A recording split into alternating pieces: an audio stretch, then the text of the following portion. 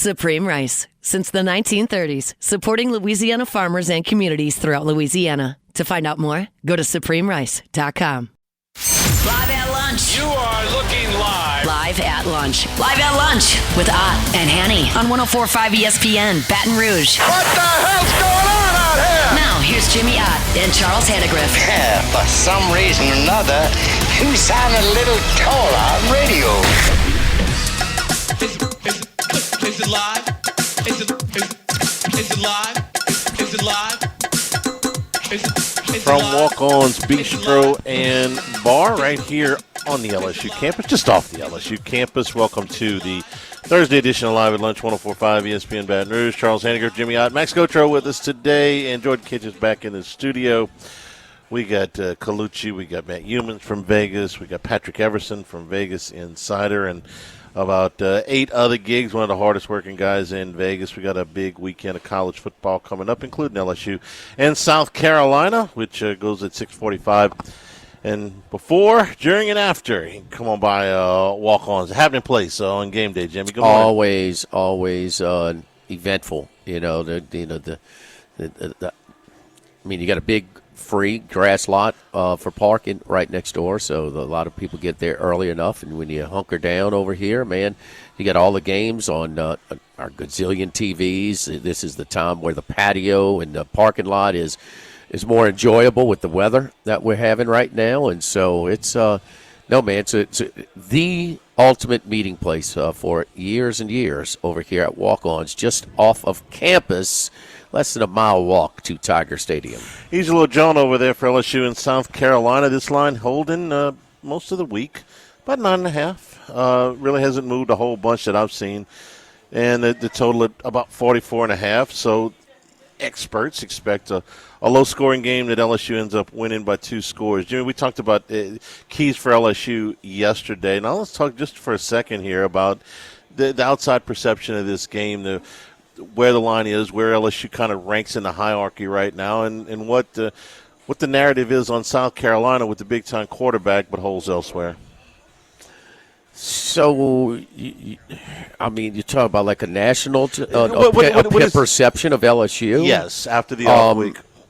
2 weeks well, I don't think the bye week has anything to do with it. I mean, they like teams coming off a bye. I mean, but South Carolina's coming off a bye as well. Kind of a, not as good as once thought, because Clemson was that was before the Ole Miss loss, and now a team that can't score. Just really way below expectation as far as just scoring points. Now, we've gone into the details and the theories and the opinions why, but it's a team that really doesn't score that much.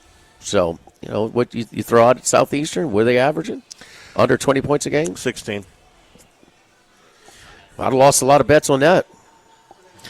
Sure. Yeah, so that's, we talk about their totals, the point spread values. We talk about that a lot, the power ratings with the odds makers, but the totals as well. I mean, they're going under with every FBS opponent.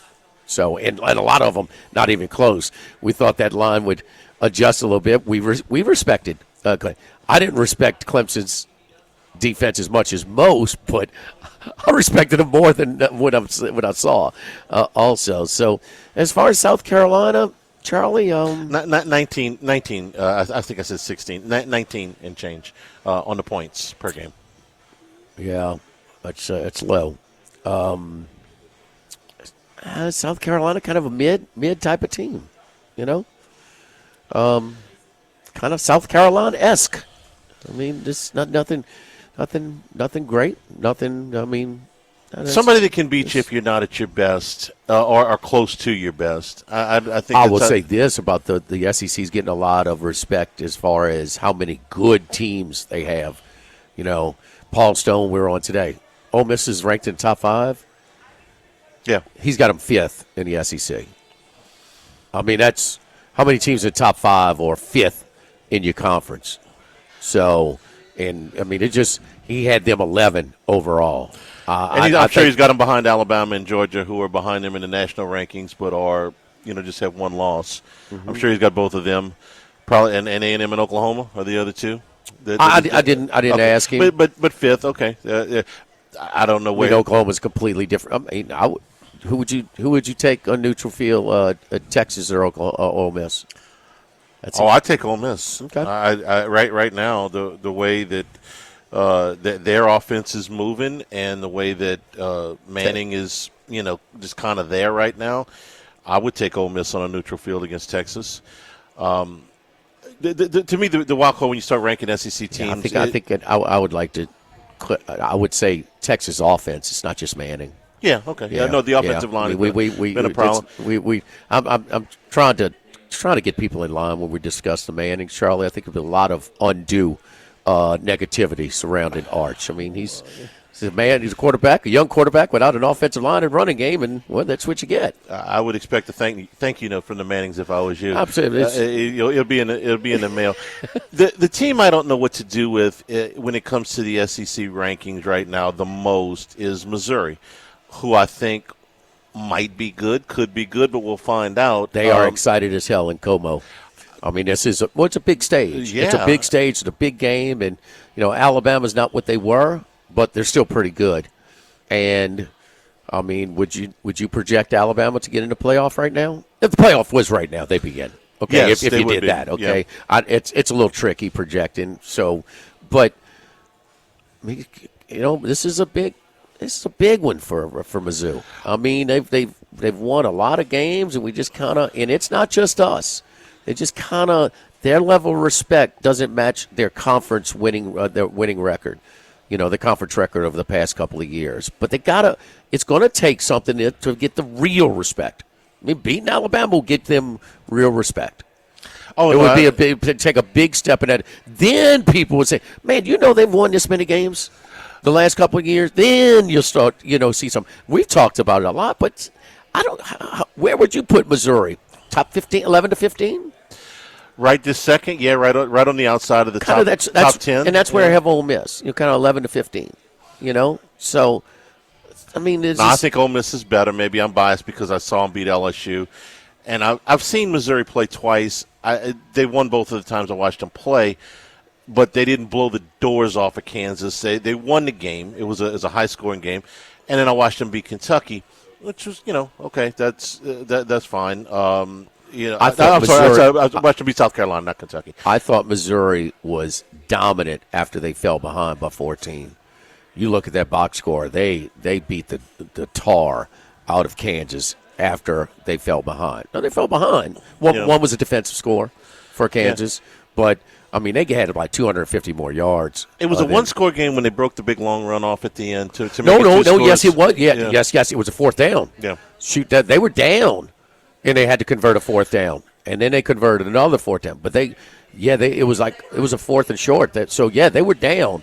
But the path to get there, they really, really borderline dominated Kansas there. So, but still, Kansas is the best one. South Carolina at home. Sellers played his butt off in that game. Yeah, he played really well, and they still outscored him. The other three are non-conference games that are pretty nondescript. We are as guilty as anybody of putting Missouri. We don't think they belong in the conference. They don't really fit. But you know what? I was about to for one split second. I said, this is the biggest game ever in Como since they joined the league. Well, I don't know if that's true. They made the SEC championship game twice. So, I mean, it's the biggest game in a long time in a 12-team league. Yeah, in a 12-team league. But that's more times than Ole Miss. That's more times than anybody but the Big Six out of the original league and Arkansas. Arkansas's been 3. During that stretch, certainly the East was weaker than the West, and they came up short, even though they were competitive against that Auburn team that lost in the championship game to Florida State. That was the post-Urban Meyer Florida era, which was a bit, and Tennessee was down. Georgia was still good, but they weren't as good as they would become under Kirby Smart. Tennessee, not close. No, Tennessee was way down when Missouri made it. Still, if they made the SEC championship game, would they just shut down the town of Oxford for a week? I have a much better feel on where I have Ole Miss and Missouri. I have no idea where LSU is. That's my thing. So you're talking about comparing and here and there, and well, how does Missouri stack up with LSU? I don't know. Somebody was asking me this morning, said, what's going to happen? I mean, I don't know. I don't know if they're going to try and do some things to help this offensive line. I don't know if this offensive line is going to, drop their onions a little bit and get after it a little bit with some traditional running plays. I don't know how they're going to come out of this. If it's status quo, well, I mean, your defense going to keep you in the games, but you're going to lose to some teams that you didn't think you were going to lose to. And if they get some things fixed, the offensive line improves, which it can. I think there's certainly a ceiling with the level of talent with that group, but it can improve. And when you improve your biggest weakness, your team is going to benefit greatly from it. So the defense is so good, I think it can keep them in some games. But I don't know if LSU's better than Missouri right now. I don't know if they're better than South Carolina right now. The offensive line, there's about 5 different combinations of left guard, right tackle that they could make in this game, depending on injuries and their confidence level. They all look a little bit different. Is one of them significantly better than the others? That's for the coaching staff to decide. And I'm going to say it again. I don't know how healthy Garrett. I don't know how Garrett Nussmeier feels. I know he's going to start. I don't know how he feels. So those two things, those are big variables, man. 40% of your offensive line, I'm not completely certain how it looks on Saturday, and the relative health of the quarterback. Those two, that's a big deal, man. That's a lot when you're trying to evaluate an offense. Mm-hmm. So that's that. It's a big weekend in the Southeastern Conference. It's 11 a.m. kick for Alabama in Missouri. 11 a.m. Who you like in that game? I am leaning towards Alabama. Generally, and I feel like, you can tell me exact numbers or maybe Troy tomorrow, Missouri feels like a public dog right now. Really? That's the way it feels like to me. I could be completely wrong. I haven't looked at the numbers. I probably shouldn't say that. That would surprise me because Alabama is the most public team this year. Most public team this year. Okay. Yeah. It started with Florida State. They were the number one publicly bet team. And I thought that would have knocked a lot of starch out of the belief in them. Charlie, remember the line, the Georgia line? Yeah. Remember how it went down to like 1.5? 2.5, I thought it was. I got 2.5 right before kickoff. So you might have got 1.5. Went down to 1.5 or 2. I mean, might have got that. When you go have a Kirby Smart team right now that's under a field goal at home, right? I mean, it's I took them and I lost. I'm leaning Alabama. I think that think it's a. I don't. It's going to be. They're playing a lot better. I think Missouri's going to to be sky high. They will. 79% of the tickets on the Crimson Tide. Okay, see, I shouldn't open my mouth. Money line. How about money line? 83% of the tickets. I shouldn't open my mouth. In my opinion, Missouri feels like one of those. Hey, they're at home. They're getting points. They're getting more than a field goal. They're going to be jacked up. Alabama's vulnerable. They feel like they should be a public dog, but I underestimated the power of the belief in Alabama. It's still there. It's still there, and I got my nerve because I'm probably going to pick them. So. Who do you like? I don't like the game. Okay. No, I don't like the game. I mean, and that's why it's going to be a fun one to watch. But I think they're sky high. It's listen. I mean, how many SEC venues when you get people that lathered up that you can have rocks just in your end zone? I mean, just begging people to throw them. I mean, that's not an SEC venue. That's not a good idea. Man. No, that's a bad idea anyway. Come on. I mean, that is a bad idea anyway. If I pick Alabama, I got to root for them. So maybe I'll leave them out too. Don't. You usually pick Alabama when they kind of have in a bully role. Yeah. Like when they're playing Michigan, when they were overrated, coming off of that Sugar Bowl win or playing. That's usually your angle. When they're so much better Missouri's than the opposition. Capable. They're and Alabama's not. I think they're better roster than Missouri. I think they're capable defense. They're not great. I think they're capable, and they got every level on offense is really good. They got a good offensive line, got a good quarterback, they got great receivers, they got a good back. I mean, their offense at every level is good. The quarterback has played significantly better since the first game. Significantly better. And the first road start. Yeah, but he first year starter, he's still Charlie, he's playing I mean, he waited around just like Arch, Yeah. but you trade. Arch doesn't have his offensive line. He doesn't have his receiver, and he doesn't have the receivers. So every other unit on that offense, he doesn't have. And you know what? He might not have the coaching. As respected as Sark is. Yeah. You know, so, and that's where I want to see Kelly's expertise is on the offensive side. I have seen him take mediocre material and have them productive. We all saw Ian Book, huh? Yeah. They moved the ball up and down the field with Ian Book in college. No time like the present, boss. Games in 2 days. Knock yourself out. We're live over here at the original. Charlie, how many years y'all did pregame shows, post-game shows over here at Walk-Ons? Huh? The original Walk-Ons. Close to 20. Yeah. Close to 20. So, I mean, it's always – I'm meeting some friends from New Orleans over here today later for lunch. So, I mean, got some – it's everybody knows where it is. It's a great place. You don't know what the traffic is going to be like. I would have to say with the weather, night game this week, might have a pretty damn good crowd, huh? I agree. Yeah, it's going to be great, man. Dip almost into the high 50s. It might, at that game time. So it's going to be a great atmosphere for an SEC venue. South Carolina's a good fan base. Pretty girls coming from that state. There ain't no doubt about that. So it's just going to be a good atmosphere. They're bitching about the calls from last year, and rightfully so. So, I mean, it's a big revenge game for them. A little bit. They feel aggrieved by last year for sure. Kind of feel a little bit robbed, huh? Yeah. Well, I mean, we can make a case. They lost their quarterback, who was having an unbelievable day as well. So all that adds up and this is part of the atmosphere over here at the original Walk-Ons, within walking distance to Tiger Stadium. But if you get here and you people you're meeting up is 45 minutes late, an hour, 15 minutes, man, get a beer, get you something great to eat. You know what you're getting, the consistency of the food, consistency of the service, and all the games are on, man. It's a great place before, during, and after LSU football games. The original Walk-Ons live at lunch, 104.5 ESPN Baton Rouge.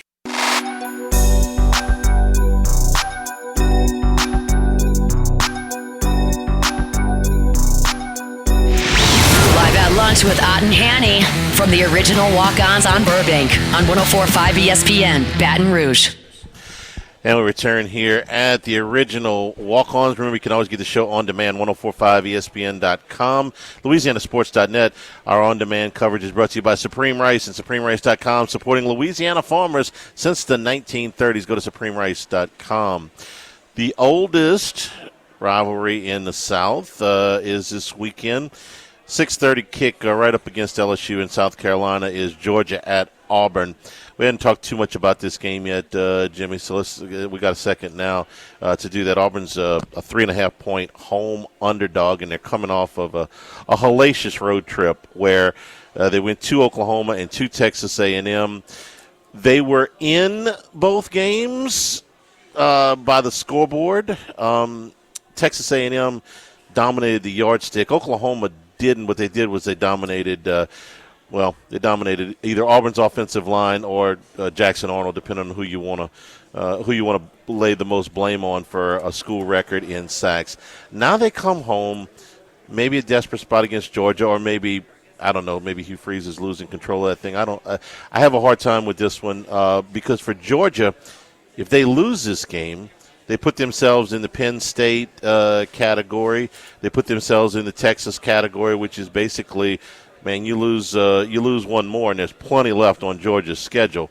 You lose one more, and you're not going to the playoffs. So, interesting game at Jordan-Hare. 3 for 28. Auburn is on the last two games on third down. And we can discuss, but Jackson, we talk about, get rid of the ball. And, Jaden Daniels just screaming at the TV his first year here. Man, throw the ball. Well, he wasn't going to make any mistakes, but he was overly cautious, and he was sacked a lot. Jackson Arnold was getting sacked a lot, right? A record time up in record number. Yep. He has 0 interceptions. I mean, you gotta up the risk level a little bit. Yeah. And another thing he does, Charlie, he's got receivers. No, that's some talent. Oh, that was supposed to be the strength of the offense. Oh, and you seen him play? You don't think I think they're pretty good. Yeah. 8 especially. They're better than the offensive line of the quarterback. Yeah. well, the quarterback is, he just in the first game of the year. Oh, he ran the ball. He's doing it with his legs. Well, that's not going to last forever, is it? I mean, you're Baylor. You're not going to play a weak defense like Baylor every game, and that can't adjust to one damn play over and over, including came down to a fourth down when they hold it on to a single possession lead, and there he goes untouched for like 35 yards on the same play. So Hugh Freeze, another guy. Made his reputation, got his because of his offense. His offense. We've seen his offenses. Those Alabama defenses that he pulled a couple of wins against, Charlie, they were good. They were good, and he moved the ball against them as good as anybody. He did back in that era. Jimmy, you mentioned number 8, Cam Coleman. They got to get him the ball. He's not their leading receiver right now, but he's that talented. He's the most talented guy. Yeah. Georgia lost to Alabama. Should have lost to Tennessee. A very makeable field goal. Yes. Yeah. Should have, Kirby Smart said that. Should have lost to Tennessee. A workmanlike effort, I thought, against Kentucky. They didn't blow the doors off, but I never felt like they were going to lose. This is a pretty good roster minus the quarterback, offensive line, a part of the passing game, and man, that defense is good. The defense is good. Even going, 3 of 15 on third downs against Oklahoma. Man, they had some brutal calls that cost them the game. Some brutal calls. Yeah. I mean, they're winning, and that's with Mateer. And we respect Oklahoma at Norman with Mateer, right? I mean, that would be. Very much. They are a capable team. I have seen way better Georgia teams go into this stadium, including 2 years ago, that got all they could handle. And I think they're going to get all they could handle on Saturday, even with a struggling offense and passing game. Because I also feel like Auburn's at a desperate spot. We may not think of them as necessarily playoff contenders, but they certainly have aspirations to be in the conversation longer than the second week in October. So I think that they're going to play with a little bit of urgency there. Georgia, Charlie, I think they've played hard. I don't think that they play with urgency. But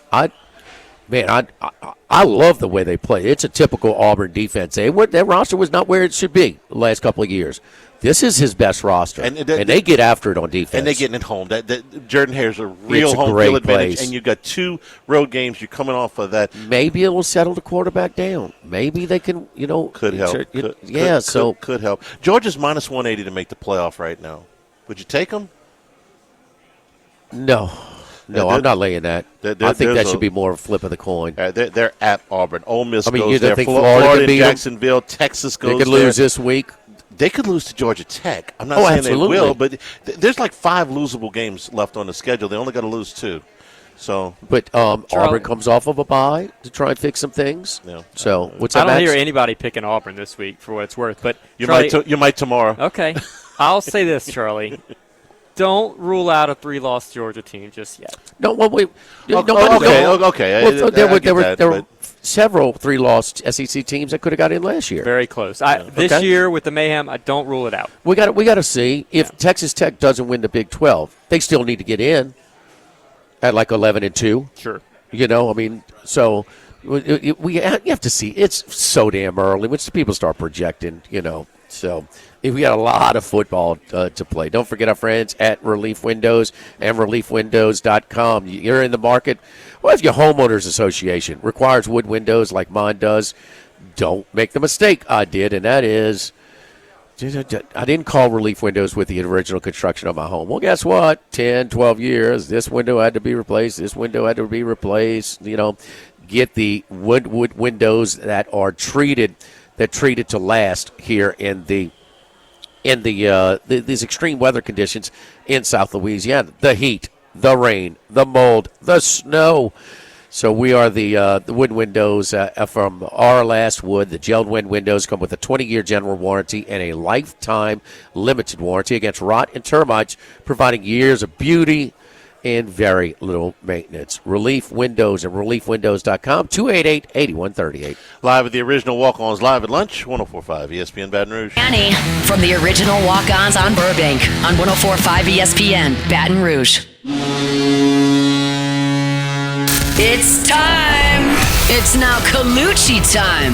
Dwayne Colucci is back to give his best picks on 104.5 ESPN Baton Rouge. Oh, man, I got chills. You know, when the hockey horn, the voice girl, just, you know, I mean, like introducing Johnny Carson.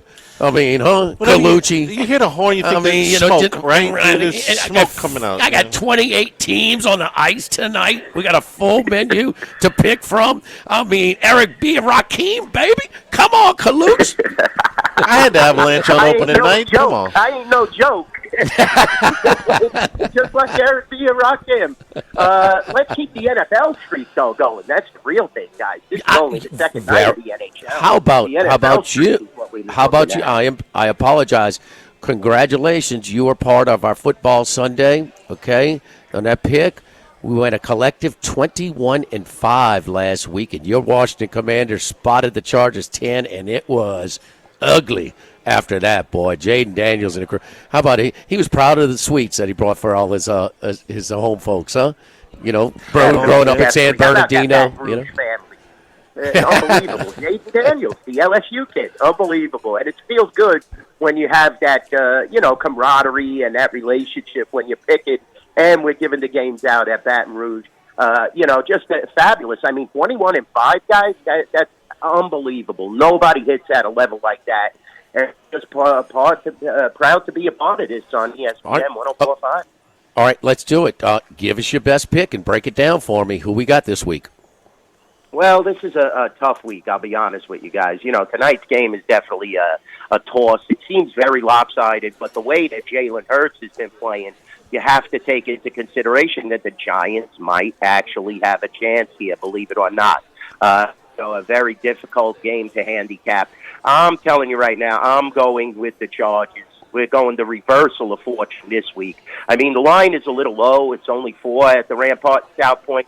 But this Miami team, I mean, if you shut down Waddle, you definitely are going to have a high success rate. I mean, their running backs are very suspect. Anche and, you have Gordon there, just very suspect. The offense is suspect, and I think the Chargers have a very good defense where they could shut down this Miami team even at home. And the total is at 43.5 at the Rampart and South Point. Chargers definitely need the game. They want to keep it going. I mean, the Chiefs suffered that very difficult loss to put the Chargers a couple of games ahead, which is very important. Yet Denver is right there in the mix.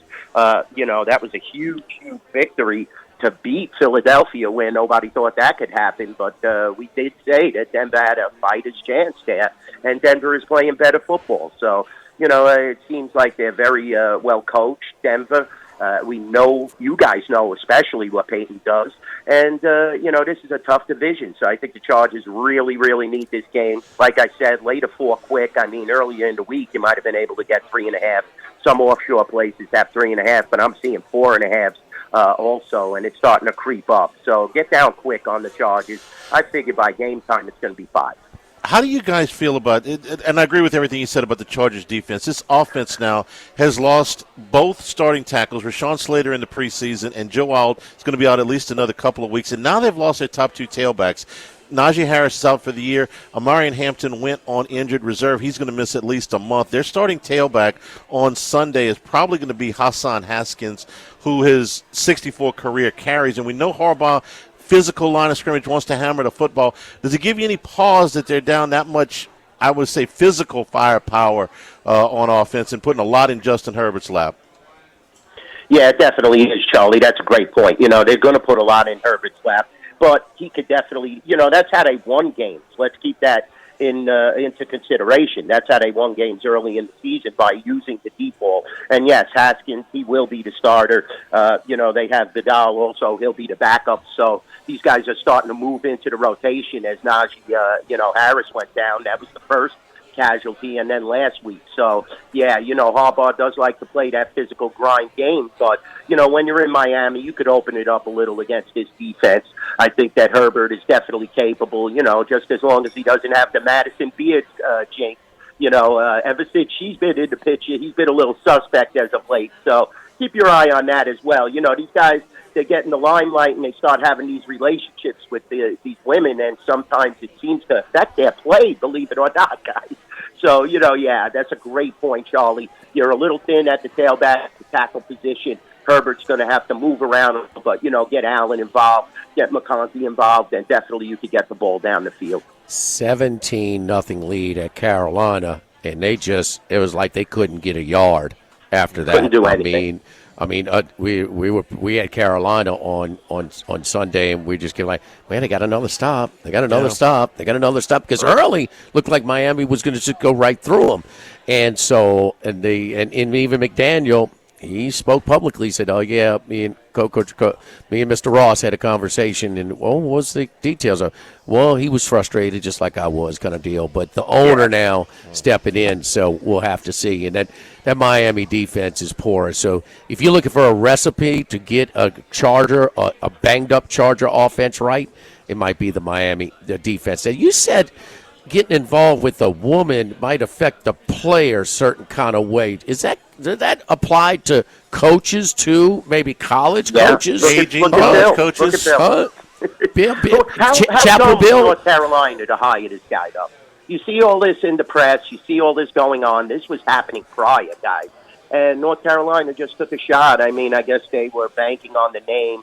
And, everybody now, it's, you don't have Tom Brady. You don't have Tom Brady. Well, nobody had Tom Brady other than Arians in their career. And it just seems that he's not focused. This is not the true Bill Belichick. He is a great coach. Don't ever kid yourself. I mean, bringing up these silly analogies about Tom Brady, it has nothing to do with that. He's retired. He comes out of retirement. He's dating this fabulous 25-year-old, I think she is.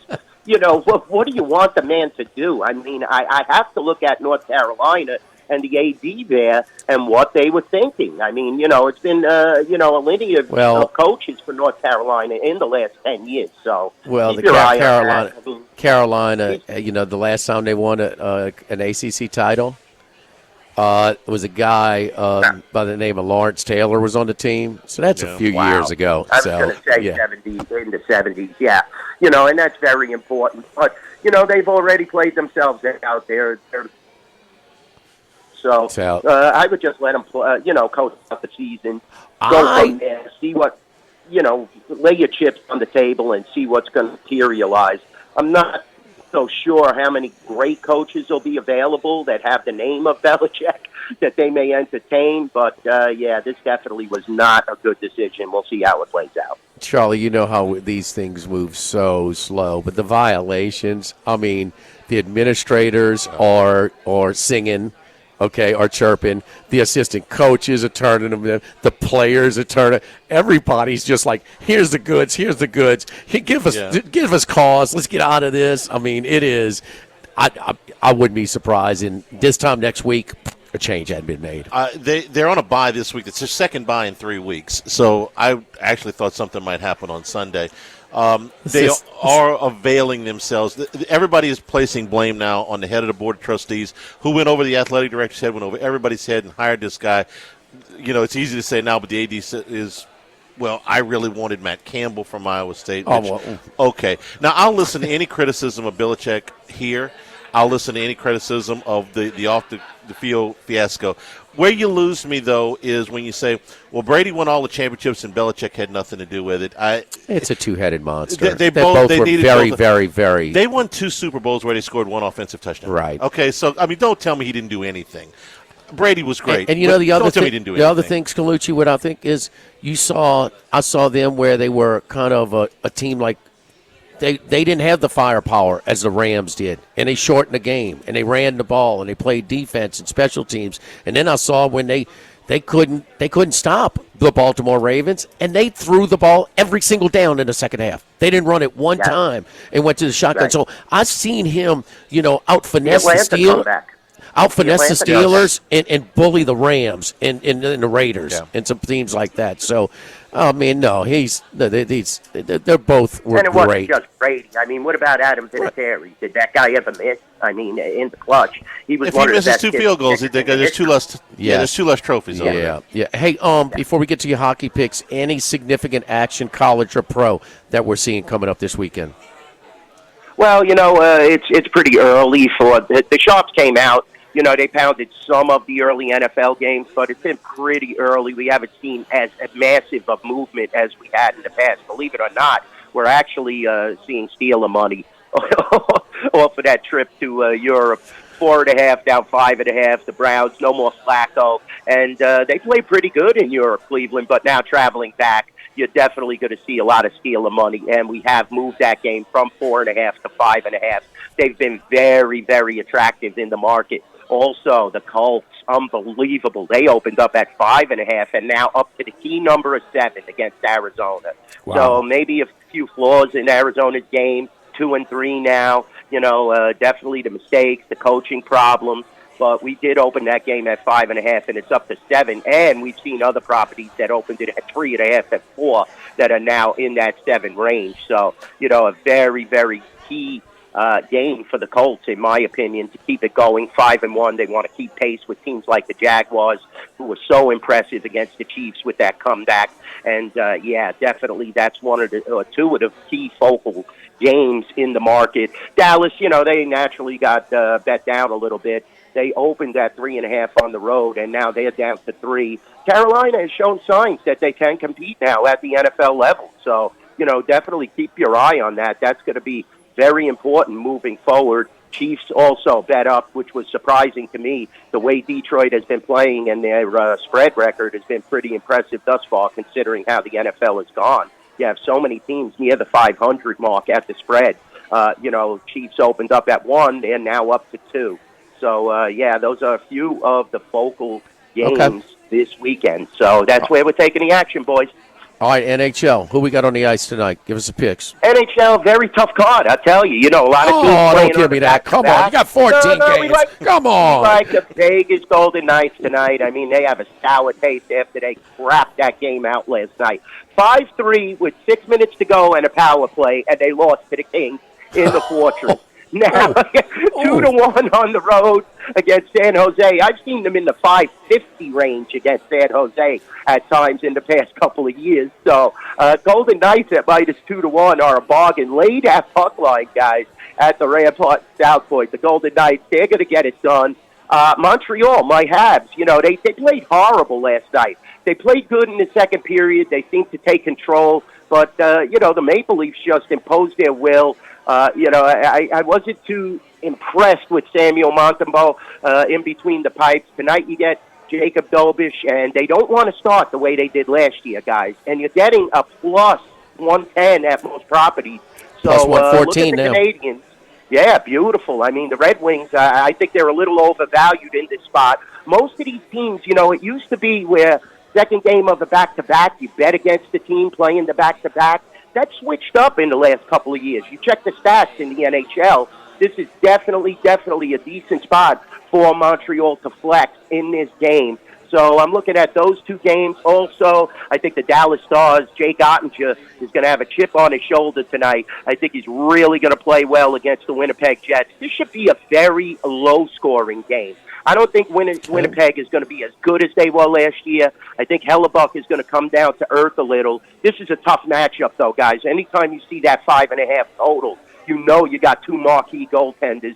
Let's take a shot with the Stars on the road, opening night at Winnipeg. There's 3 for you guys. You know, that was Charlie's nickname back when he was spinning records at Hanson Memorial in his high school days. Hellebuck Hannegriff. Yes, indeed. I wish I'd have come up with that. That would have been pretty good. He would have been a Hall of Famer, just like Connor Hellebuck's going to be. So could have used Hall the moniker. Of Famer, spinning the disc. You're the best, Kaluch, man. We appreciate it. Kaluch is always doing picks and horses and hockey and sharing significant pictures of bets that he takes over at the Rampart. And if you're in Vegas, take the short little drive to Summerlin and go check him out at the Rampart Sportsbook. He'd love to see you. Follow him at NY Bookie Dwayne. NY Bookie Dwayne. We appreciate it, Dwayne. Thank you, buddy. Good luck to you this weekend. Thanks, Jimmy. Thanks, Charlie. Love you guys. Charlie, we're talking about Tennessee, Arizona, obviously. Doesn't this ridiculous, you know, letting the ball go before you cross the goal line, doesn't this one seem like it's going to have a little bit more of an impact? Yeah. I mean, isn't it getting maybe because of coach reaction? Maybe what? I mean, is it? I mean, they just had one a week ago. and the Colts. It wasn't disgusting. They had 3 of these last year in the NFL. 3 of them. Okay, so I think 2 things. Number one, I thought it was ridiculous that they disciplined the coach for disciplining a player. I don't care. Well, he can't touch him, and so it's kind of man. I understand the letter of the law, but come on.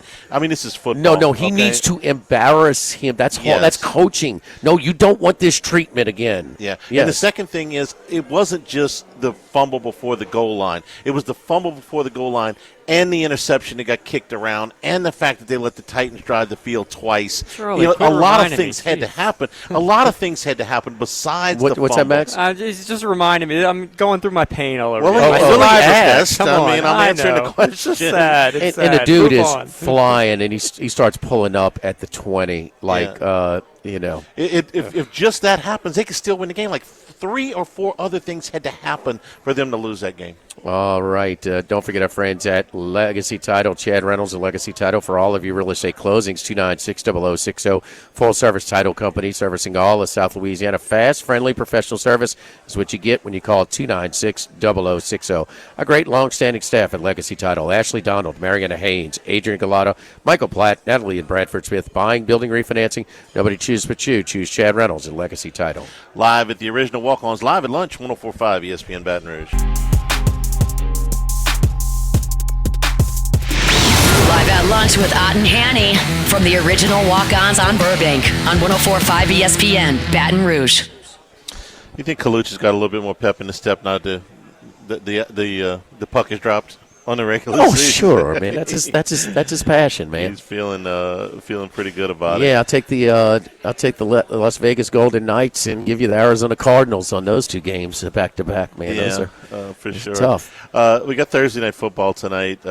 Philly and the Giants. The Giants are a little bit better than the touchdown underdog in this one. So what do we see? The $1 million question. Jackson Dart looked really good on those first 2 drives, and then he.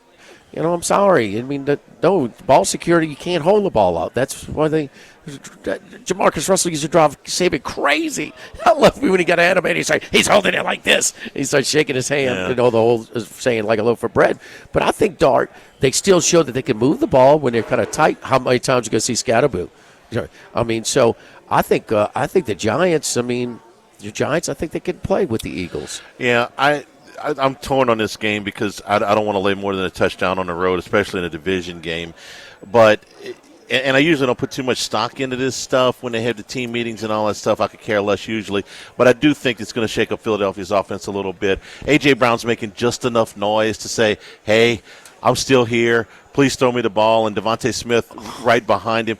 There may be a little bit different offensive approach for Philadelphia tonight. I'm not sure, but if they ever do that, then they can go back to. Is Barkley hurt, or they just forget him? I don't think he's hurt. He missed practice earlier this week. He did, but he played in the game. Well, no touches in the second half.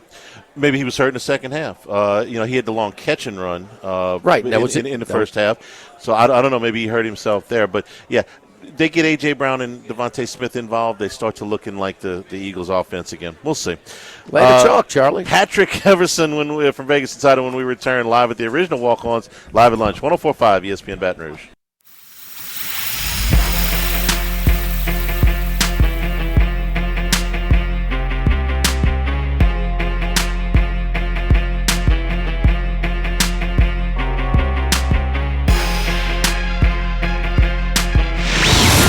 Lunch with Ott and Hanny from the original Walk-Ons on Burbank on 104.5 ESPN Baton Rouge. Easy little walk over to Tiger Stadium. If you're heading over for the game this weekend, come by here at Walk-Ons Burbank at Nicholson. Get you a cold beer, get you a burger, get you something to nosh on while you watch some of the other games waiting on LSU in South Carolina. And, of course, after the game for post-game here at the original Walk-Ons. It's some big parking lot outside the grass lot that you can get into. Coming out, it should be some terrific weather, too, this weekend for LSU in South Carolina. It's going to be great, man. Going to be great. So less than a mile walk to Tiger Stadium. Got all the games on over here at Walk-Ons. Doing it for a long time. So you got consistent food, consistent service, and Great place. Always activities out in the parking lot. We've got the big tent set up, the patio also. Free lot adjacent over here. The grass lot is free if you get here early time. First come, first serve. At the original walk-on, it's just in steps from Tiger Stadium. Let's go out to Las Vegas. Talk to our buddy Patrick. Okay. We're trying to get Patrick Everson on. Well, he does a great job at covering the Circus Survivor and all of the contests out there, working for Vegas Insider. But this is a very interesting week in that what is left out of the Circus Survivor pool, about a quarter of what got in at the beginning, about 25%, a little bit better than 25% of the pool left remaining. Just about all of them have the Green Bay Packers available this week, who is the biggest favorite on the card this week. Sometimes you try to avoid those for the one big upset that knocks a lot of people out. Happened last week in a couple of different spots. But this is hard to resist, the Green Bay Packers against the Bengals, whose starting quarterback has been in the building for about 15 minutes, I think. Well, they'll be diversified a little bit more than you realize. So, so you're going to be. They play the Carolina Panthers at home.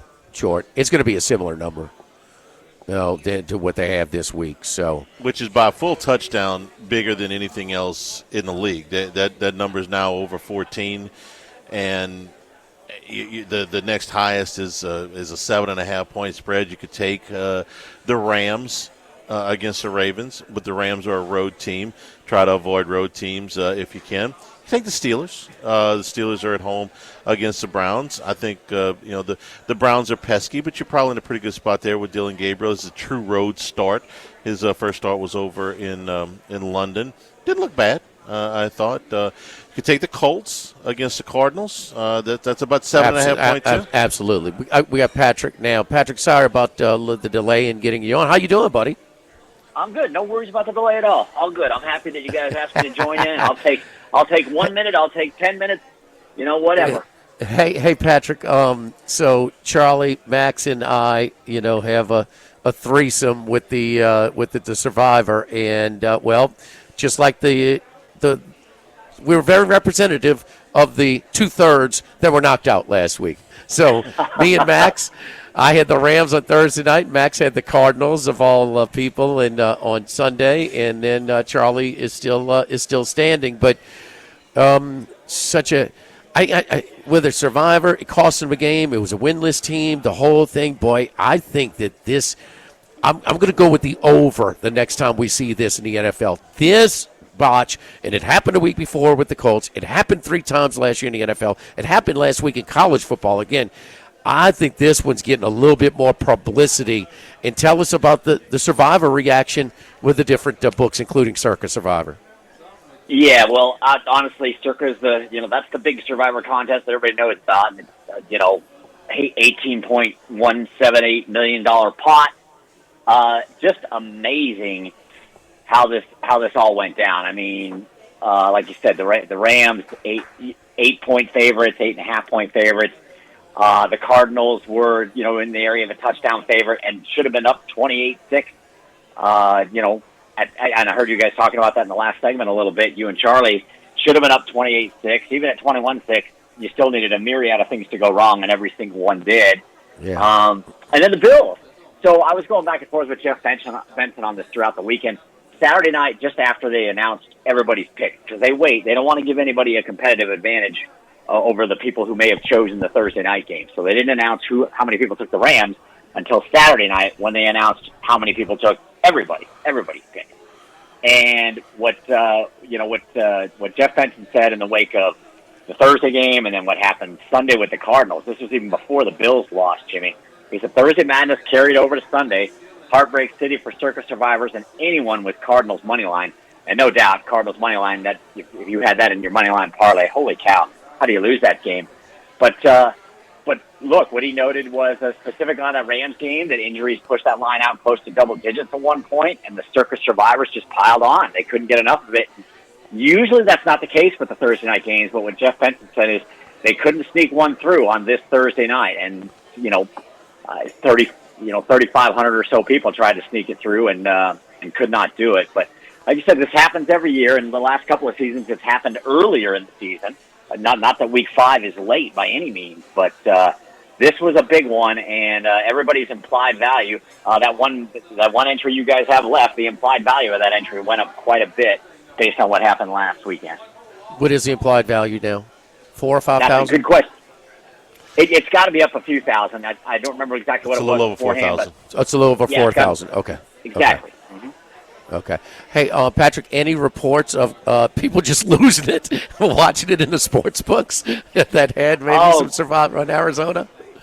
Goodness, I was at the South Point with our friends at the South Point when that game was ending. I was actually sitting across from Chris Andrews at his desk, but he's like right there. He's right there by the sport. You can hear everything in the sports book. It's just literally right outside the door. It's not like his office is well removed from the crowd. And he's got his wall of TVs. By the way, Chris Andrews at South Point, he and Vinny Maiulo, they have a great setup there. It's a beautiful office. I wish I could just sit in there all day on a Sunday. But we're watching this happen, and it was funny. As I sat down with him, it still didn't look like the Cardinals were going to win that game. But Chris was like, boy, if the Cardinals or the Tennessee was going to win this game. But he said, man, if the Cardinals could just lose here, that would really be good for us. And it was a one-score thing, but you still didn't think it was going to happen. And then all of a sudden it happened, and Chris was just like, wow. And you could hear the place went bananas, but you had people going bananas on both sides. Whoever was, and it was more so people who had the Cardinals on their money line parlays. Like, how do you lose that game?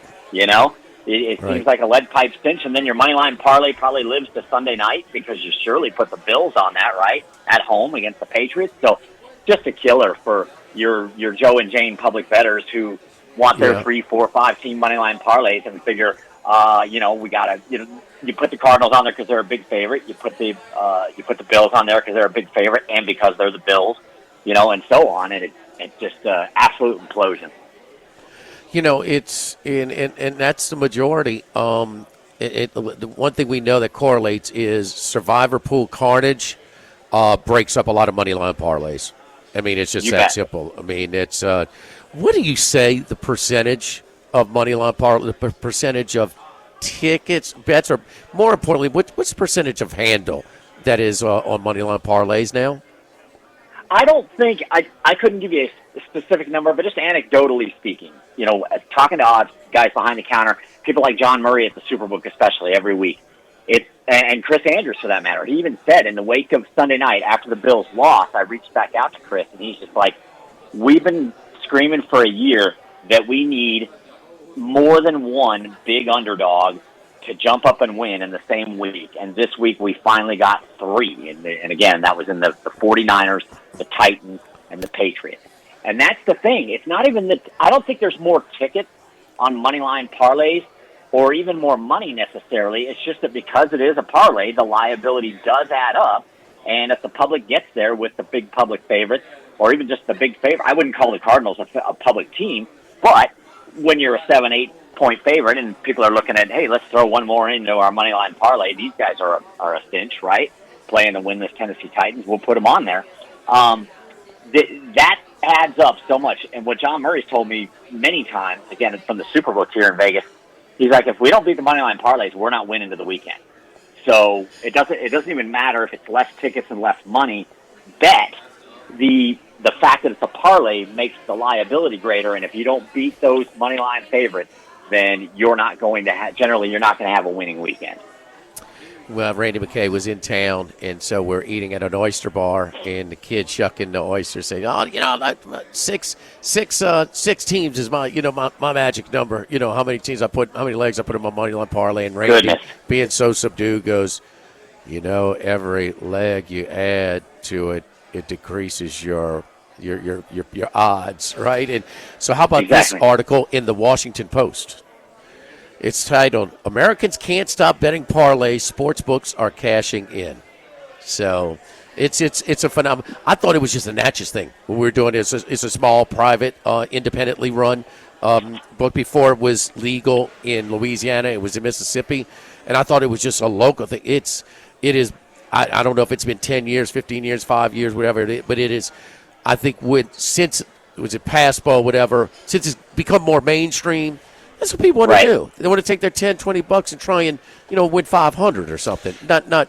And they can root for the Buffalo Bills. They Yes. don't have to root for the Arizona Cardinals. They Yes. can make a big score rooting for the fashionable teams. If Patrick, we got some 4 ranked matchups in college football: Oregon, Indiana, Bama, Missouri, Oklahoma, Texas, and Ohio State, Illinois. Any significant action on the high-profile games this week in college football?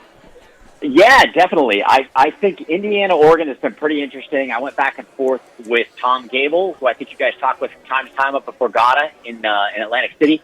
And then with Joey Fiesel, who's the head of football trading nationally for Caesar Sports. And what's interesting about the Indiana-Oregon game is the way the line is run toward the road Hoosiers in this game. Tom Gable up at Atlantic City, he said they opened Ducks 9.5, got down to 7.5. But I think it's worth keeping in mind, and Tom pointed this out. Oregon is off; both teams are off a bye, but so they're both well rested. And Oregon's at home and coming off a huge win against Penn State. And then what Joey Fiesel had to say about this one is, again, the line going toward Indiana. I believe they opened 8.5 at Caesars and went down to 7.5, and it's actually 7.5 minus 105, which means it's sort of Ducks minus 7.5 minus 105. Which means it's leaning toward potentially going to 7. And he said, look, Indiana is getting some respect, but he knows Oregon's a tough place to play. And he said what he thinks people are going to do is people who like Indiana are going to take that money line, Jimmy, at that nice little plus price.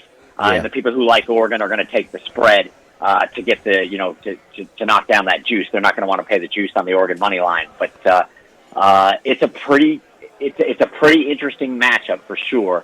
And this time last week, Patrick, because these two teams did not play last week, so wasn't it that the result was not good? There was no result to affect the spread.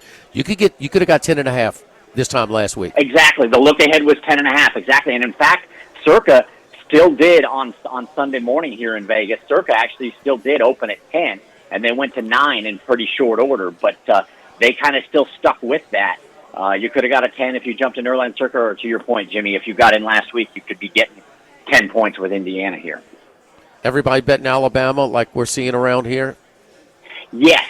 That was a little surprising to me, but that was another one of the games that I talked to Joey Fiesel about on Wednesday for a report I've got up on Fox Sports. Obviously I do a ton of stuff for Vegas Insider. I also do a little contributing to Fox Sports. And in that piece, you've got Alabama, Jimmy, and Charlie. They're coming off kind of 2 emotional wins, really. That was a tough game against Vanderbilt. The final score doesn't necessarily is not indicative of how close that game was, but they beat Georgia on the road, Alabama did, and then they beat Vanderbilt at home. And what Joey says, look, this could be a letdown spot for Alabama, but he noted that's not how bettors are looking at it. He said, we do not need Alabama. It's one-sided action on Alabama and the over at Missouri. Every week. It's every week. It seems. I would say they're the most collectively publicly bet team this season to this point. We check these percentages out every week. With the John Mateer questionable, status, how's it doing? Oklahoma, Texas. I see that line going down. Right, and I think it's. I don't have it right in front of me. Maybe you do. I think it's down to like 1.5. Is that right? 1.5. 1.5. Right. So that's odds makers are thinking that Mateer is possibly going to play. And what Joey Fiesel, again from Caesar Sports nationally, said is if they make the decision, if it comes out, today, tomorrow, Friday, hey, John Mateer's a go, he said this line's going to jump the fence and Oklahoma's going to be favored. But it's already moving that way. You could, you could have had 4, 3.5, 4.5 even with Oklahoma, and now it's down to the 1.5 range. I'm sorry, with Texas. I guess you could have had it with Oklahoma. You could have had a much better number with Oklahoma, but Texas was 4.5 at some spots. So what Joey Fiesel said is we've seen this line go just one way toward Oklahoma, and he said even with Mateer not certain, he said it's mostly Oklahoma action so far, and it's not just the Mateer element of this guy. It's connected to what we saw last week.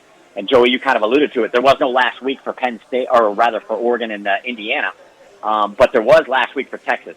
He said, yes. He said people are going to remember what they saw last, and what they saw last wasn't a good Texas team losing at Florida. Well, I can tell you this: Texas would have looked just fine against Oklahoma's opponent last week. Yes, absolutely. Very good point. But they didn't. We really like in this area. Patrick will close up with this. We really like these college football odds on the, on the Heisman, but also like to make the playoffs or not. Is a lot of fun because there's so many candidates, and it's a theme of college football this year. It is the playing field has been leveled for whatever reason.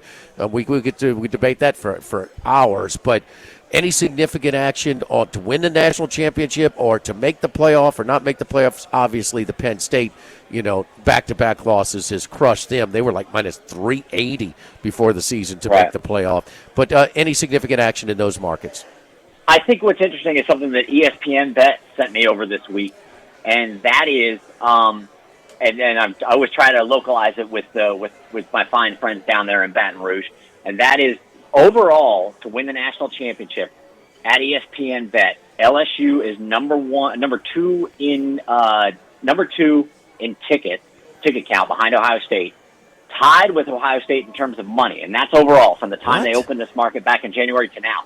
But since the start of the season, no team has taken more money since week 1 to win the national championship than LSU. Your LSU Tigers. After Clemson. Well, we're just talking at ESPN Bet. We're just talking at ESPN Bet. Since the start of the season, LSU's taken more tickets and more money. Or not more tickets. Ohio State's still very, very comfortable there. But since the start of the season, since September, late August or September, no team's taken more money than LSU to win the national championship. And then to make the playoffs, LSU is, they're not taking a whole lot in terms of yes, no on to make the playoffs, but they're taking plenty on overall since this market opened to win it all and to win it all since the start of the season. Gotcha. Very interesting. Patrick, great stuff as always. Follow Patrick again at @PatrickE_Vegas. Again at VegasInsider.com. Patrick, thank you, buddy. We'll talk to you soon. You bet. You guys have a great weekend. All right, don't forget our friends at United Community Bank with locations from Baton Rouge to Golden Meadow. We've been serving the people of southern Louisiana for over 50 years. United Community Bank, our great team of bankers, Prentice Wilkes, Heath Meir, Nicole Glover, Hunter Creed, David Campbell, and David Henry. Stop on by and see how one of these great bankers can help and help your business today. United Community Bank, member FDIC, equal housing lender. Live with the original walk-ons, live at lunch, 104.5 ESPN Baton Rouge.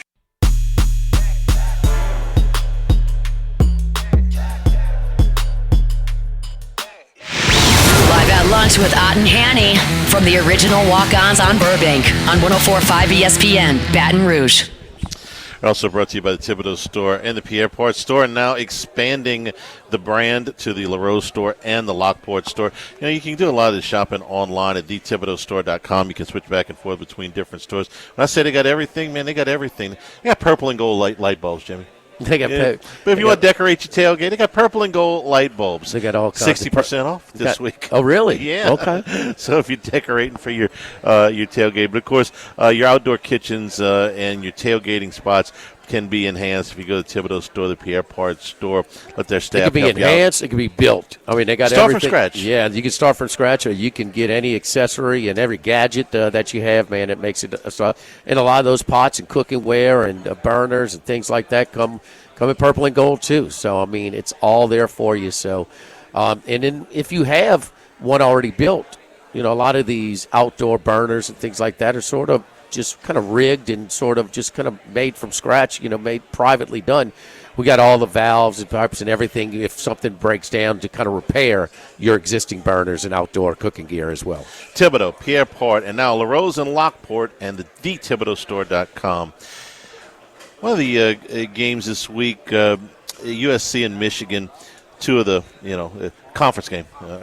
Still got to keep reminding myself of that. Two of the, the heavyweight names in college football. USC's a 2.5-point favorite. The game's at the Mausoleum. Max, that's important because under Lincoln Riley, USC has been much, much better at home as a favorite. As a favorite under Lincoln Riley, they are 13-7 when at home against the spread, but 3-11 against the spread on the road. Now, you have to weigh in originally when they joined the Big Ten and were traveling East Coast, it felt like those lines weren't adjusted enough. Last year was the first year. Yeah. So. But maybe they're starting to adjust for that, traveling all the way out to the east. But nevertheless, much, much better at home under Lincoln Riley as a favorite than on the road. Jaden Maeva is starting to get some stats that remind me of a Southeastern Conference quarterback from a couple of years ago. He's got an 11-1 touchdown to interception ratio, but he has still, by nearly a full yard, the highest yards per attempt in the country at Jaden Maeva. Lincoln Riley got a good offense? They do, and usually a lousy defense. Those numbers are starting to resemble a quarterback we liked an awful lot a few years ago, Jimmy, named Hendon Hooker at Tennessee, when his yards per attempt were very, very high, but his interceptions were very, very low. Maeva off to a well, this will be start. the toughest defense that he faces. Yes, it will. Yeah. They had 2 games last year that there were tough losses, against Penn State and Notre Dame. 2 teams that were in the Final Four of the college football playoff last year, but they were there. And I just don't think that this Michigan team this year, with an inconsistent true freshman quarterback in Underwood, he's going to be fine down the road. But right now, he's inconsistent. That was a sluggish offensive performance last week against Wisconsin. I just think that Michigan is not as good as those 2 teams were last year, and I think USC's a little bit better. I like USC in this spot. I did too. They've also got 2 road games coming up after this. They go to Notre Dame and they go to, I believe it's Nebraska. So a chance to catch one at home before they got to go on a 2-game road trip. That's one of the other games. And one other Big 10 game I want to mention here briefly before we go to Matt Humans is Nebraska and Maryland. Maryland was a home underdog last week to Washington. They got up to the big lead. They blew the lead. They lost the game, but they covered the spread. Now Nebraska comes in. They're 6.5-point choice. So Maryland at home, 4-1, and they've covered, I believe, all 5 weeks. Yeah. Maryland, I think, has got a shot to win it outright. I think Washington's a little bit stronger than Nebraska, and I still think that Nebraska, you're paying a little bit of that tax, man. And we know that the Michigan State punt team, a punt block for a touchdown, a punt return for a touchdown. Childs had 2 interceptions, were horrible to create short field. I think that. I think Maryland's got a real shot to win this game outright. Don't forget our friends over at Total Maintenance. Total Maintenance at AC Unit breaks down. Call my friend Lucas Ragusa and his great team at Total Maintenance. 480-1000. 480-1000. Total Maintenance is one of South Louisiana's oldest and largest AC and heating companies since 1980. Been knowing Lucas for a long time. He's worked from bottom to top as far as every level of an AC and heating unit. So service today, every day. Same day service means you'll never sleep hot. You call today at 480-1000, you will get service today. Total Maintenance. Live at the original Walk-Ons, live at lunch, 104.5 ESPN Baton Rouge.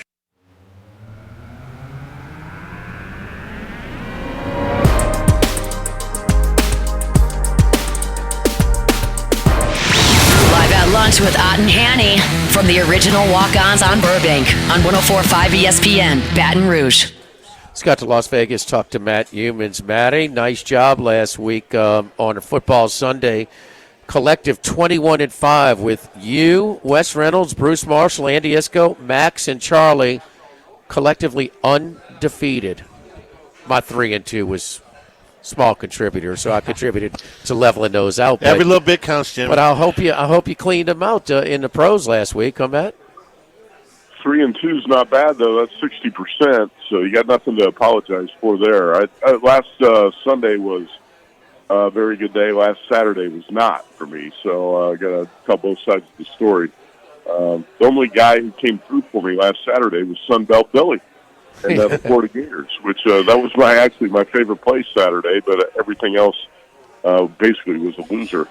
Sunday was interesting because I thought a lot of the sides, probably that talked about on your show, and a lot of the sides I like, did get there.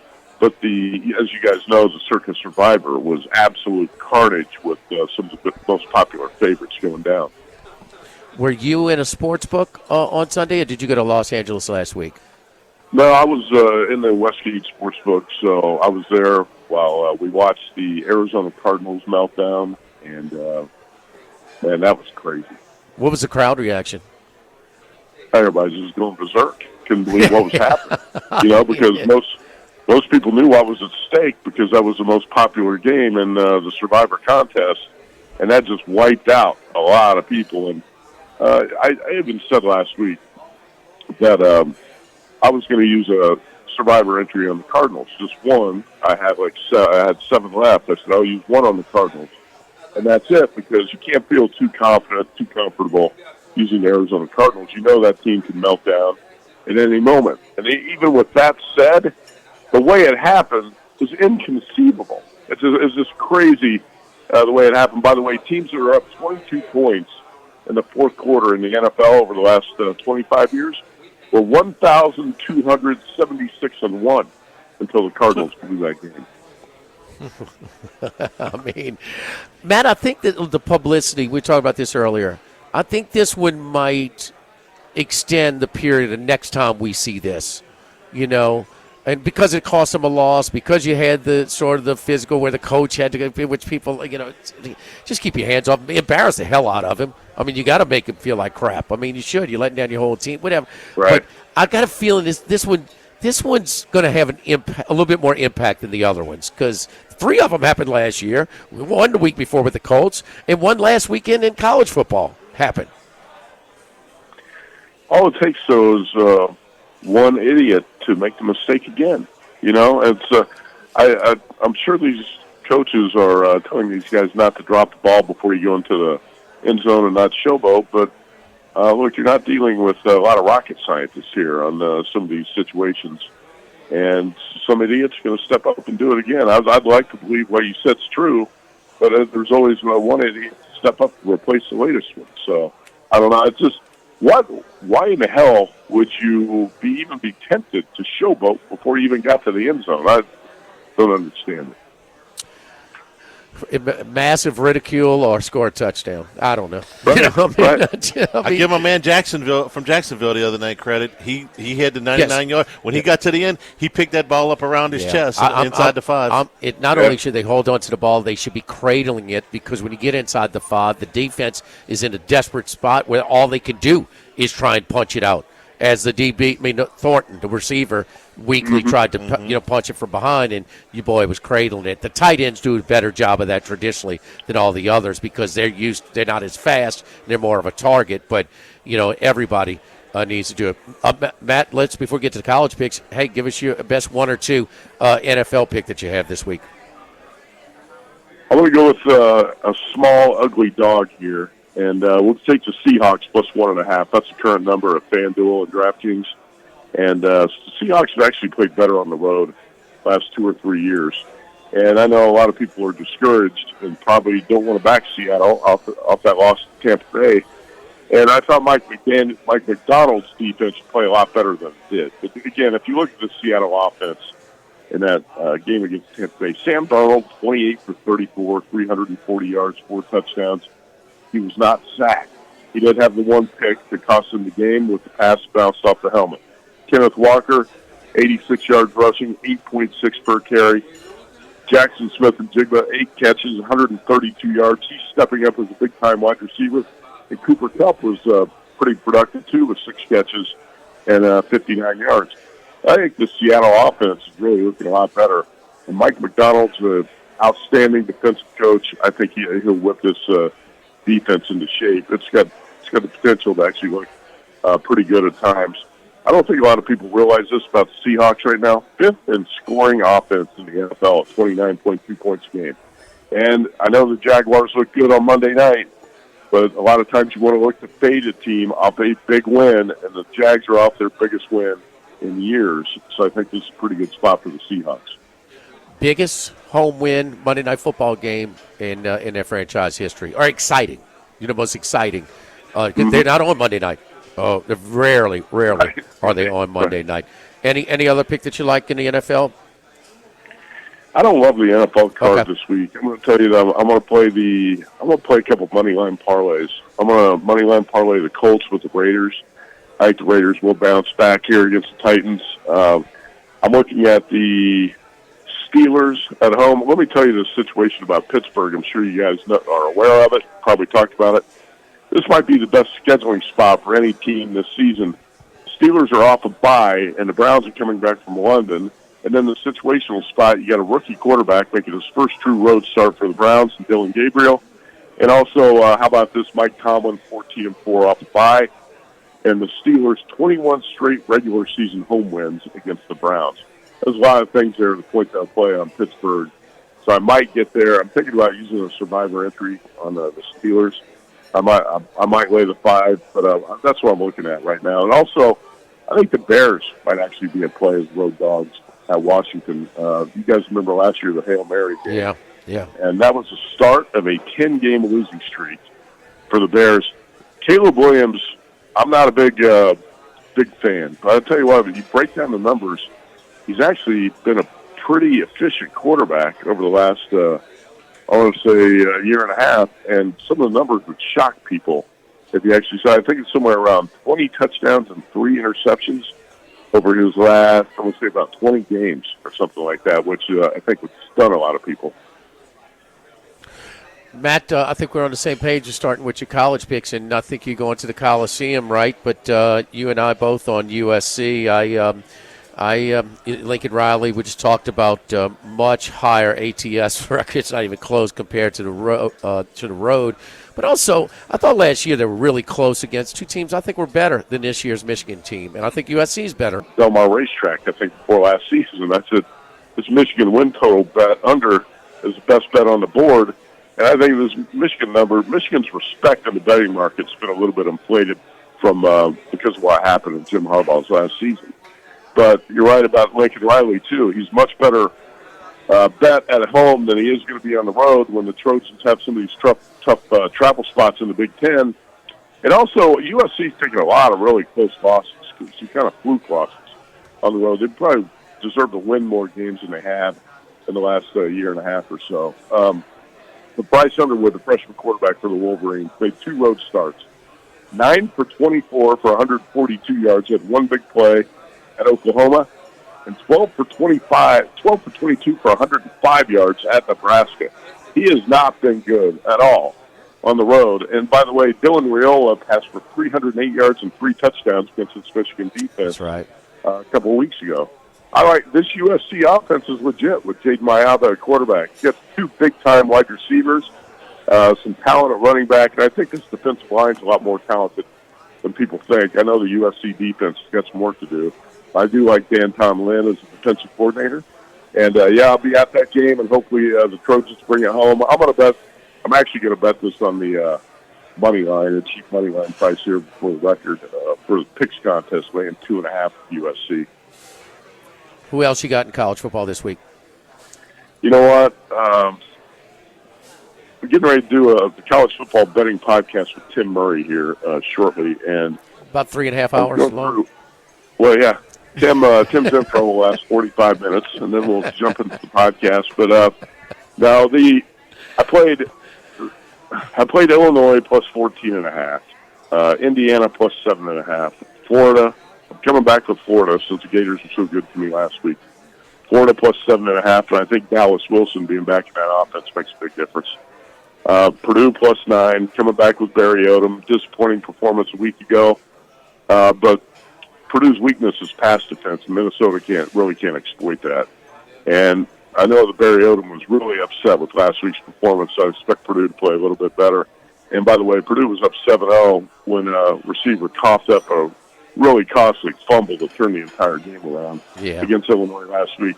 USC and how about Nevada? Plus 7.5 on Saturday night. If you need a West Coast late game, Nevada Wolfpack switched quarterbacks and went to their highly touted freshman last week at Fresno State. And I don't know if you guys saw the game, but he was much, much better than the starter. And by the way, the starter was Chuba Purdy, who had 1 touchdown pass and 8 interceptions on the season.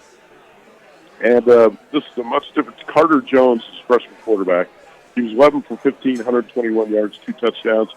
Nevada almost pulled off the upset win as a 2-touchdown dog at Fresno with him the quarterback. That defense is playing well. I think the Wolfpack are going to be live home dogs in Reno against San Diego State on Saturday night. I think that only touchdown pass was the back door against Penn State, huh? That was it. One Yeah. TD, 8 picks, and that was the TD. Yep. Yeah. Well, look, man, don't stick around that neighborhood when you go to the game. Get the hell out of there once the game's done. Now, okay. I mean, Hey, I want to ask you guys quickly because I have Missouri over 7 as my favorite college football win total bet this year. And Missouri playing its first 6 games at home, arguably had the weakest SEC schedule. And I thought some of these transfers that Eli was bringing in were going to make a big impact. Ahmad Hardy, Bo Perbula, obviously, and some of the guys on defense. So I really like the way Missouri looks. I know Wes Reynolds is on Missouri plus 3.5. I was hoping to get a bigger number here with the Tigers, so I'm not on this game. What do you guys think about Alabama and Missouri? Alabama is – I don't like the game. Charlie Dykes a little bit more. Alabama is as public as it gets still. It was the number 1 public play in the first week against Florida State. They got crushed, and they're still just rolling. They're very good at all levels, all units on the offensive side of the ball, adequate on defense, but just having a more dependable passer. DeBoer can run his stuff. And this is where he's doing his thing with play design and offensive system. And it's at display this year. He's got Simpson playing at a very high level. But Missouri hadn't been this excited about this is a massive game for them. Yeah. And we don't think of, Missouri being an SEC pro. And the biggest thing is, damn it, you can't have a bunch of rocks in the end zone, a real SEC venue, okay? That's not a good idea. But anyway, Charlie, you like Bama in this spot. I like Alabama a little bit. I like Missouri, and I like your over bet because I think they got a chance to win some road games left on this schedule. I think they could win at Arkansas. I think they could win at Vandy. There's not a game they can't win. Right. Yeah. But I think this is, use a horse racing analogy, this is a step up in class. They were in a what game with South Carolina, sort of a dogfight with Kansas. Give them credit. They made the plays to win those games and win them by more than one score. But I think Alabama represents a pretty big jump in class for them. I think the Tide gets them. I like the way Simpson is playing right now. I wish Missouri would win. I would much rather that, but I think Alabama ends up winning this game by touchdown. Yeah. So, Max? Okay. I slightly lean Missouri, very slightly, but I kind of want them to win because if they win, the fade spot of the year is next week at Auburn, where their first true road start. Yeah, this is coming off a bye. This was and that was a hard-fought win against Vandy. We know about the final touchdown, which exaggerated the margin of victory, but also Vandy had 2 red zone turnovers, which Alabama played well. Simpson played at a high level again. And Vandy is very, very, very competitive in that game. Oh, so, Alabama should never have covered. That's what. Yeah, I said that. Yeah. Jam Miller. So anyway, what's crazy? What's going on in Chapel Hill? That Belichick now issues a statement says I'm fully committed to Chapel Hill, or that Dabo Swinney wasted that trick play against North Carolina on the very first play for scrimmage. Yeah, by the way, give you credit. You were right. You called the blowout last week in favor of Clemson. And I had heard the next day after I was talking about North Carolina, Chris Massaro actually told me, watch out with Belichick because he's not even watching film during the bye week. He's actually vacationing with his little girl in Nantucket. So he wasn't even working during the bye week. But you know what? Why would you waste that trick play in that situation? Great call by you. And Belichick's just saying this. I think he's going to try to weather the storm and make it to the end of the year, and that's going to be it because it looks bad right now. And I know a lot of people want to see his downfall. So I think he's just trying to make it to the end of the season. But what a mess! It's an embarrassment. And like I said previously, even before last week, his legacy is tainted. I don't think there's any doubt about that. He issued that statement from Nantucket, though, that he's fully committed. He issued it from Nantucket. Matty, be safe. Pull the Trojans in. Fight on, man. Be safe. We'll talk to you next week. Okay, you bet. Thanks. All right, we're live here at the Original Walk-Ons. Again, the Original Walk-Ons within walking distance, less than a mile. The best meeting place before, during, and after LSU football games. Live at the Original Walk-Ons, live at lunch, 104.5 ESPN Baton Rouge.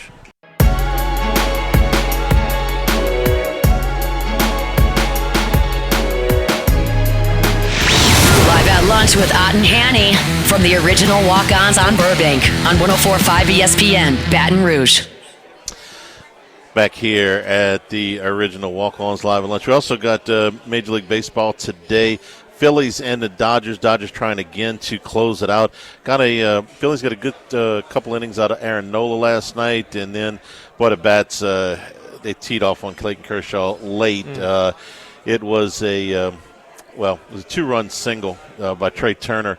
It kind of opened things up, and a couple of homers in that thing. Anyway, Dodgers going to try to close it out. Tyler Glasnow today for them at 5 o'clock against the Phillies, trying to hang on there. And the Brewers and the Cubs, 8 o'clock. If Jimmy had finished the show with us, he would have probably complained about the Cubs being late and the Dodgers being early. I'm not sure who's doing the TV stuff with that. But the Brewers, Peralta against Boyd today. The Brewers minus 120, the Dodgers minus 130. That's your two favorites in the NL Divisional Series. Both of them can close out tonight. And we get a 1-game 5. Tigers, 9 consecutive runs yesterday, Max, after falling behind 3-0. So they go back to Seattle for the decisive Game 5 tomorrow.